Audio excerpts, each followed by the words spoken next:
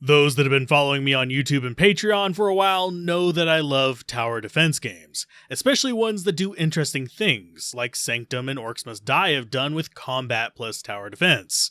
And as long as they don't trigger my simulation sickness, I can sink a ton of hours into them. So when Sentry popped up, I immediately jumped on the demo, and it luckily did not mess with me. So when the opportunity came up, I grabbed a press key and have enjoyed the game for the most part so far, but I do have a few nitpicks. Now that said, it is early access, so there's going to be a lot of improvements and changes hopefully as it goes along. In fact, they even have a roadmap available that talks about how they plan to focus on bigger updates with new gear, campaign expansions, expanding controller support, and the return of multiplayer from the demo. That last part is pretty important, since I think some of the balance choices and map design as well may be being made with that in mind. This is because of the 7 maps in the game, most of them have a 2-branch system with only a short convergence point before the end. Sometimes you'll get lucky and enemies will spawn from entries down the same major branch, which makes it fairly straightforward and easier to tower up. But sometimes you'll get split branches, or even a complete shift in the middle of the round that changes which branch is being attacked, which results in a very small kill zone overlap, especially since we don't have any amazing options yet. And with the potency of traps being what it is, you will need to be playing with eyes on multiple paths, since sure the traps are okay at thinning enemies out, they generally won't stop a large number of them outside of some map-specific setups, especially once you start to get to the point that hardened enemies like the Crawler and the Armored Beast start spawning, due to just their bullet-spongy nature, especially the Cannon Beast, which can take multiple clips plus traps. You do have some limited tools to help with this, such as breaking windows and venting the ship, which can pull some of the enemies into space, or stun the ones that don't get pulled. But these are very limited and not usually in ideal locations except a couple maps.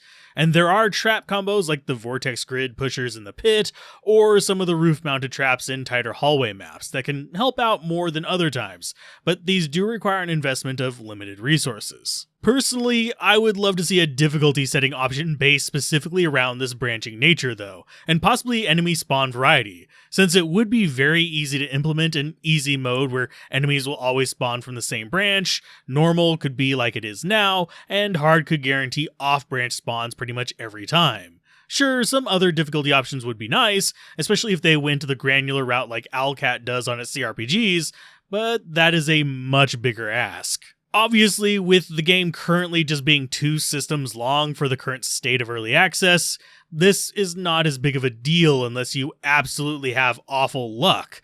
But as the game expands and the potential length of runs is hopefully expanded as well, this will wear you down a lot faster. So is something I think should be looked at in one form or another, at least for a single player going forward. This issue is somewhat amplified by the currency system. If you defend a path without leaking any enemies, you get 400 credits. Leak a few, you get 200, leak several and you get 100, and so on until you get down to 50 or even 0 in some cases. The catch is, repairing a section, regardless of its life bar, costs 600 credits. So this can snowball pretty quick, and you can waste a lot of money repairing partially destroyed sections.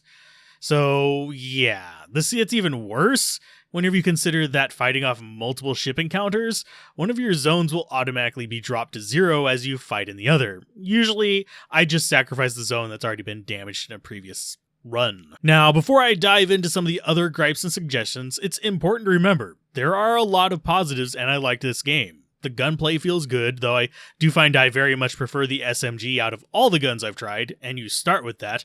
The traps are kind of interesting since you have freestanding traps that come in the form of turrets that are kind of expensive, but they're destructible as well to prevent you from mazing with them. But you also have wall, floor, and ceiling mounted traps that are fairly varied in their effects, though the further I get into the game, the more I prefer the control traps like steam vents and push traps, since the damage focus ones feel a bit anemic currently. The levels, in spite of my complaints, are still cool and fun to navigate with fairly well labeled main paths, so you know where the enemies are coming from and where they're going to go through, but also features a lot of back routes, single-use explosives and traps, etc., that you can use to navigate around the madness to flank enemies if you want. Though for me, I found the best strategy to just be camping and focusing on weak points. Speaking of which, most enemies actually have really good weak point design, and the enemy variety is already looking good for the early stages of this type of game, with 8 major enemy varieties and several of those having sub-varieties with varying armor, attack types, etc. Though, as always, more will always be welcome. My favorite, though, has to either be the tiny green crawlers, since they're like the gaming equivalent of bubble wrap, or maybe the glowing lava men, since they have nice randomized weak points, though I do feel with the focus on shooting, the one with the backpack weak point is a bit annoying as a solo player. It would be better with multiple players, though. I think the only enemy I really disliked seeing was the dual-wielding cannon giant guy. I've shot him from the front, from the back, in the arms, and even in the face, and I'm not noticing a proper weak point on him, if he even has one. This results in it taking multiple clips to kill him, and his explosive attacks will generally wreck your face. So between that, grenades, and the dogs that do an extreme amount of damage, you can go down super quick if you're not good at dodging or if you just get overwhelmed. And avoiding dying is pretty important, since you have a limited number of lives in addition to a limited number of systems to lose, and it's a lot easier to run out of bodies than it is to run out of nodes to defend. Though if you do get to the mainframe map, which is your last line of defense, that map in particular is, well, hell, since the enemy paths can be a lot more painful, and you're no longer stopping them from just walking through a door, but rather stopping them from attacking the core with their normal, mostly ranged, attacks, while lacking any really good choke points for your traps. Now, you might be wondering on all of this what you unlock by playing, and well, you unlock new items, which is pretty cool, since there are some fun items to unlock. Though at the same time, I have ended up throwing runs to prevent myself from unlocking certain items, namely weapons. This is mostly because you get a random mix of items when you start a run, chosen from your unlocked blueprints. This randomness is something I'm super familiar with thanks to deck builders and TCGs, and by introducing more variety, you directly harm consistency. Now, you can manually unlock the items you want each run, but it's pretty pricey, and resources are, well, limited. So usually I just ended up starting a new run if I got an unpleasant combo, like all control towers or something, or if I didn't get the SMG that I like. Since really, by the end of a run, you'll have at most 2 of your items maxed, even if you did not spend any on unlocking the base items you want.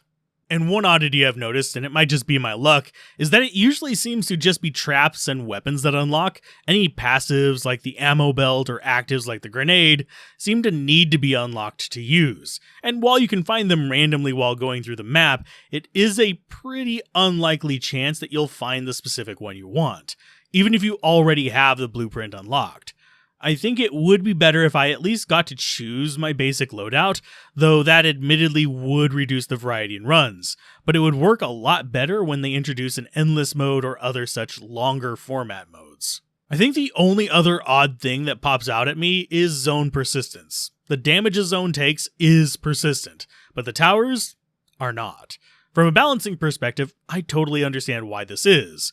But I am oddly curious about why a more persistent system was not used, since it could potentially kill 2 birds with 1 stone, if they made towers persistent but made leftover round currency count towards your end of level bonus. The currency shortfall would be even more within the player's agency, and they could just disassemble towers to get currency back, but then they'd be making a later defense much harder. This would also make ramping up the difficulty in the second and hopefully later sections far more interesting. All in all, I think it's frankly a great game, despite my criticisms and suggestions. It's good for a full gaming session or just a short lunch break where you do a handful of levels while progressing towards the end. Though it is one of the few first-person shooters that I have no problem actually playing, oddly enough, in spite of simulation sickness, so that may bias me a bit. And while that may vary for you, it is a big deal for me, since there's a lot of games locked off for me because of that. So all that said, does this look like something you might like, or do you prefer the Orcs Must Die systems? Mention it down below and give your feedback to the devs as well on this title, since they do seem to really be receptive to input, actually posting a news article while I was literally recording the audio for this that focuses on feedback from players and reviews like this, and how it will help direct the game in the future.